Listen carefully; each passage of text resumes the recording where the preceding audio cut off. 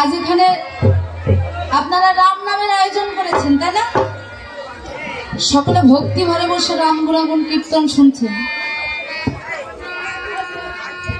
ও মাতা, ভগবান কিন্তু পরীক্ষা করেন কার কত ভক্তি, কার কত বিশ্বাস।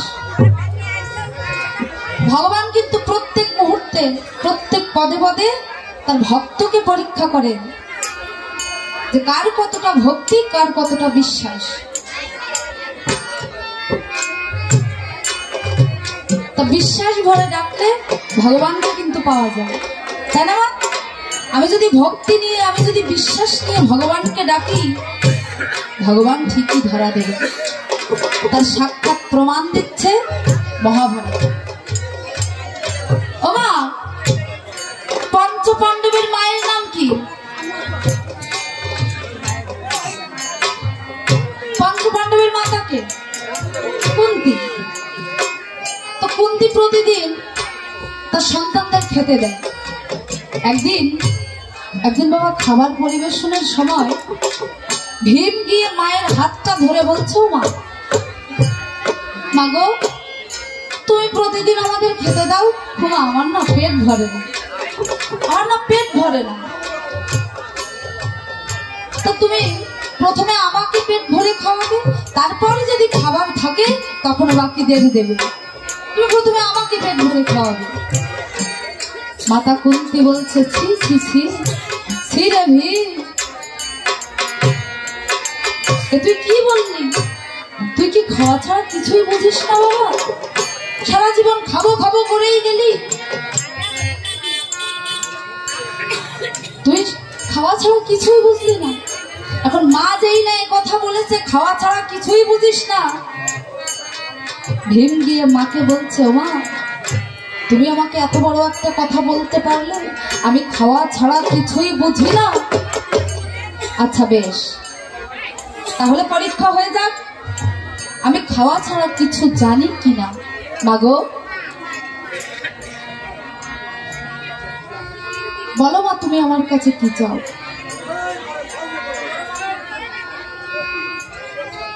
বলো মা, তুমি আমার কাছে কি চাও? তুমি এই মুহূর্তে আমার কাছে যা চাইবে আমি তোমাকে তাই এনে দেব।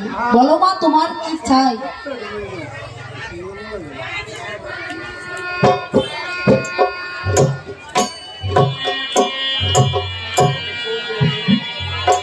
বলো মা, তোমার কি চাই? ভীম বলছে, বলো মা, তোমার কি চাই? তুমি যা চাইবে আমি এক্ষুনি তোমাকে তাই এনে দেব। মাতা কুন্তী বলছে, ওরে ভীম, তোর এত অহংকার বাবা, তুই মাকে বলছিস বলো মা তোমার কি চাই? আচ্ছা বেশ, এ জগৎ সংসারে সবচেয়ে দামি ধন হলো কৃষ্ণ ধন। এই জগতে সবচেয়ে দামি ধন হলো কৃষ্ণ ধন। একটু আগে ওই কৃষ্ণ বিদায় জানিয়ে এই হস্তিনাপুর থেকে দ্বারকায় চলে গেছে। পারবি বাবা, পারবি তুই আমাকে এক্ষুনি ওই কৃষ্ণ দর্শন করাতে? পারবি তুই আমাকে কৃষ্ণ দর্শন করাতে? ভীম হাসছে, মাগো, এ তো তুমি খুব ছোট্ট জিনিস চাইলে, এ তো তুমি খুব ছোট্ট জিনিস চাইলে। এখন ভীমের হাতে থাকে 80 মণ ওজনের গদা। এত শক্তিশালী ভীম 3200 কেজি ওজনের গদা বহন করে। তা মা যেই না এ কথা বলেছে, ভীম কি করেছে? ওই 3200 কেজি ওজনের গদাটা ঊর্ধ্ব গগনে ছুড়ে দিয়ে কখনো এই গদাটা নিচে এসে পড়বে তার অপেক্ষা করেছে ভীম। কখন ওই গদাটা নিচে এসে পড়বে সেই অপেক্ষা করছে ভীম। আর ওই গদাটা যেখানে পড়বে সেখানেই মাথাটা পেতে দিয়ে বিপদে বানানো মধুসূদনকে স্মরণ। প্রভু, আজ আমি তোমায় স্মরণ করছি, তাই ভীম আমার ভক্তি ভরে ওই গোবিন্দকে স্মরণ করেছে। হে গোবিন্দ রাখো চরণে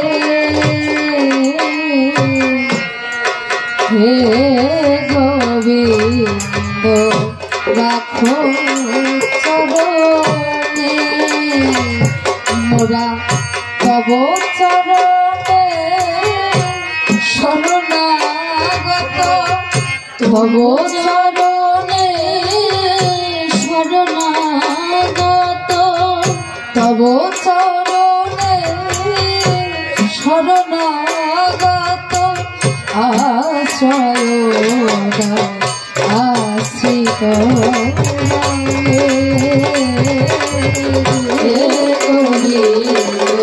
রাঘো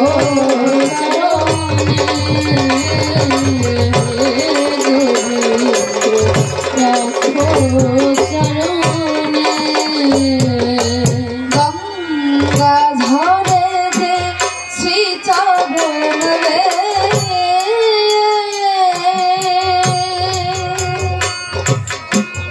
কেন দুঃখ পাস চরণ যে,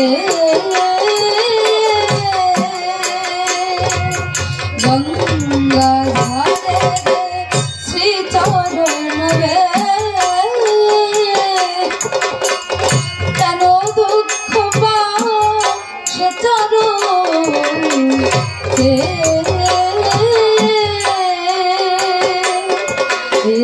তাপ দানা হরে শ্রীহরি, চাহ করুণা শীত নয়নে, রাখো চরণে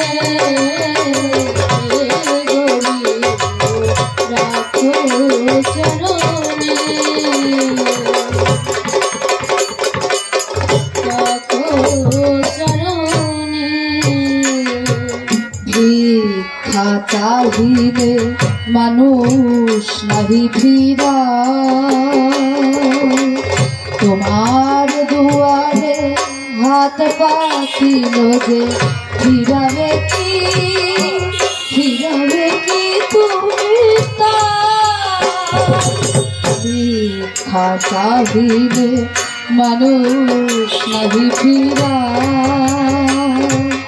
তোমার দুয়ারে হাত পাতিল যে, ফেরাবে কি তুমি তাই, তব চরণ ধরিয়া ডুবে মরি যদি, রবে কলঙ্ক ভুবনে, রাখো চরণে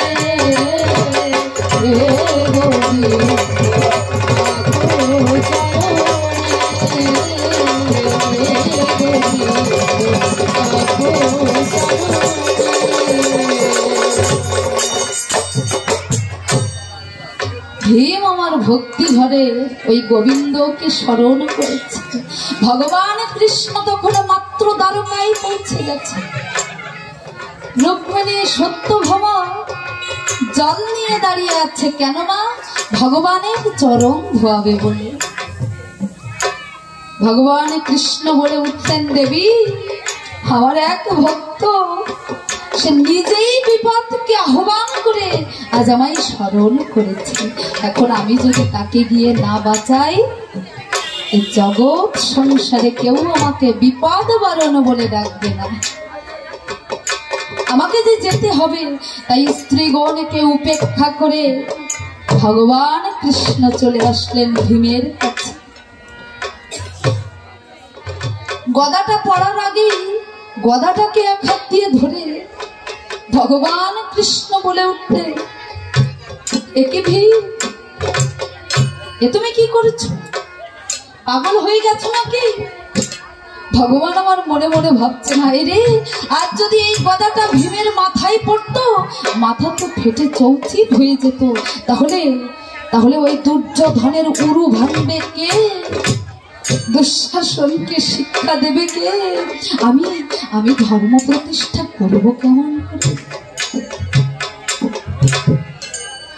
কিন্তু ভীম এসে মধুসূদনের চরণে প্রণাম করে মাকে গিয়ে বলছে, ও মা, মাগো,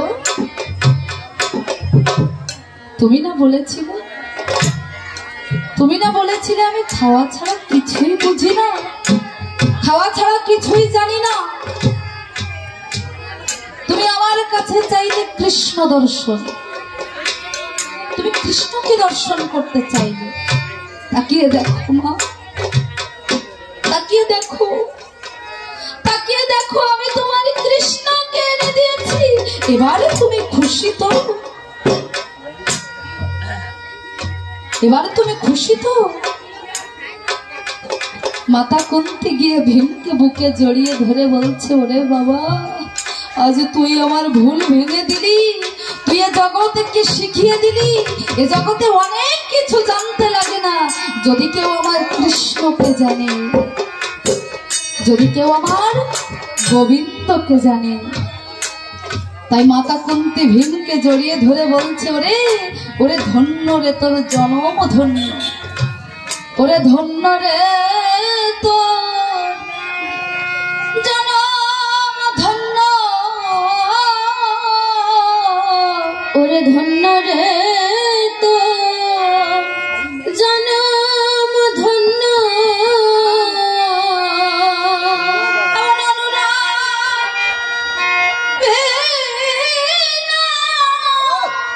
কি হলো আমার গোবিন্দ মেলে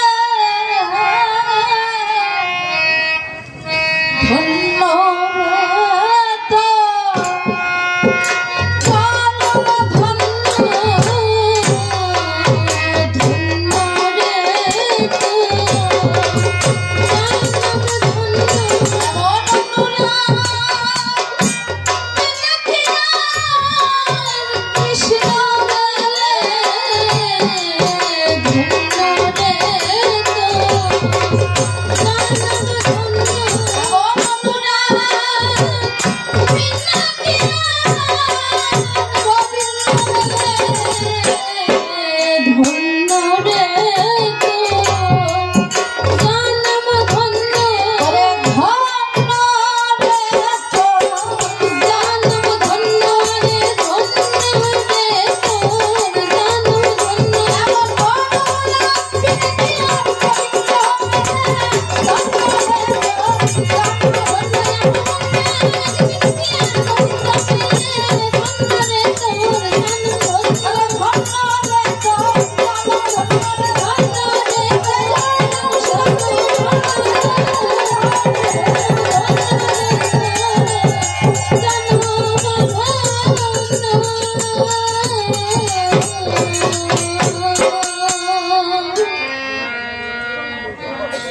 তাই এবার কুশীলাভ দুটি ভাই বনের মুনি ঋষিদের কাছ থেকে ভিক্ষা করে ওই গুরুদেবের